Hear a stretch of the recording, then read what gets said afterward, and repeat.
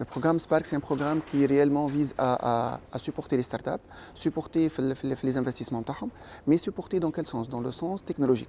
On est leader dans le monde de l'ICT, et quand on parle dans le monde de l'ICT, on parle de tout ce qui est big data, intelligence artificielle, 5G, analytique, tout ça.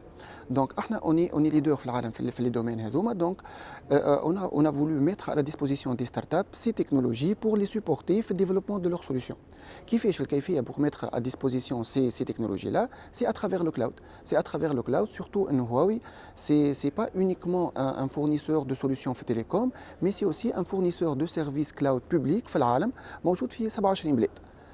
Donc, la région de North Africa, elle sera couverte de l'Europe, de l'Irlande.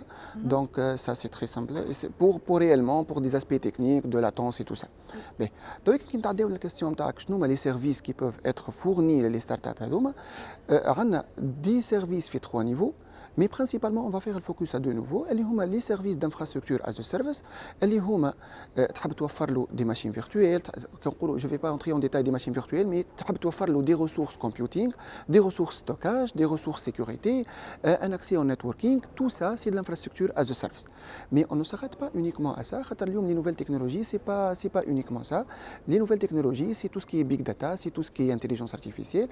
Et là, Huawei a nos propres solutions, nos propres services qui tournent sur le cloud de Huawei, où que les startups ils peuvent bénéficier pour réellement faire tourner leurs solutions qui sont à base d'intelligence artificielle ou la big data ou la comme de l'analytique ou la RIRO.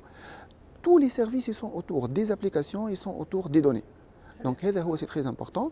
Les avantages, c'est que les startups ils vont gagner, les sélectionnés, bien sûr, les shortlistés, ils vont avoir des vouchers avec des montants bien déterminés.